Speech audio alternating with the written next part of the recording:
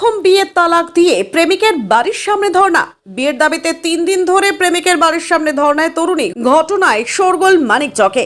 ঘটনা সম্পর্কে জানা গিয়েছে, মানিকচকের এক যুবকের সঙ্গে মোথাবাড়ির এক যুবতীর ফোন মারফত প্রেমের সম্পর্ক গড়ে ওঠে। দীর্ঘ 3 বছর ধরে চলছে এই প্রেম। শুধু ফোন নয়, তারা একে অপরের সঙ্গে দেখা সাক্ষাৎ করেছে।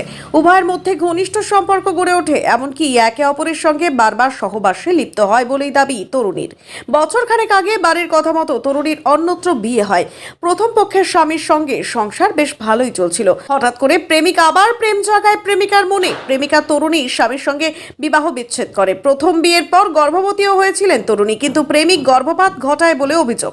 ফোন করে প্রেমিকাকে ডেকেছিল নিজের বাড়ি। প্রেমিকা বাড়ি আসতেই উধাও অভিযুক্ত তরুণ।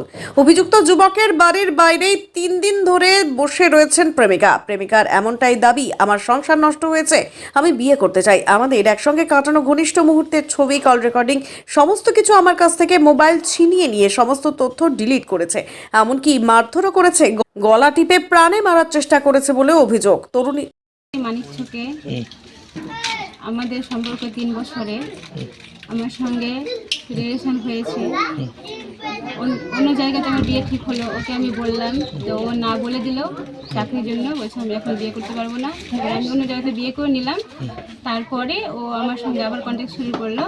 করার পরে ওকে ছুটিয়ে দিল আমাকে ওখান থেকে।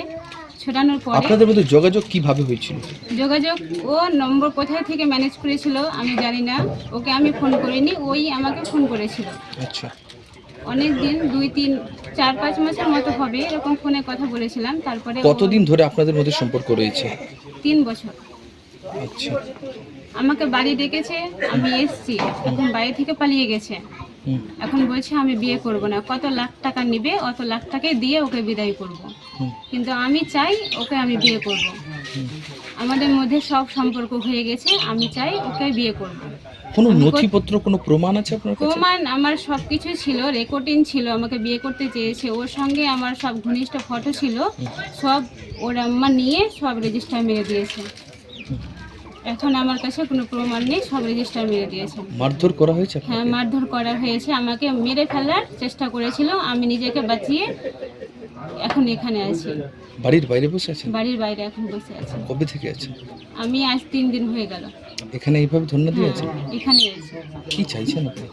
আমি চাই এখন আমাকে বিয়ে করো। আমি এটাই চাই, আমাকে বিয়ে করো। আমার টাকা দরকার নেই। ও বলছে কত লাখ টাকা নিবি, আমার টাকা দরকার নেই। আমি বিয়ে করতে চাই ওকে। ওখানে বিয়ে দেওয়ার পরে একটা পেটে বাচ্চা আছে, ওটা ওই নিয়ে গিয়ে নষ্ট করেছে। বলছে আমি বিয়ে করব, সন্তান দিতে হবে না, নষ্ট করে দাও। লোকাল ডক্টরের কাছে নিয়ে গিয়ে নষ্ট করেছে। বিষয়টা লিখিতভাবে জানাবে থানায়, পুলিশ প্রশাসনকে? হ্যাঁ।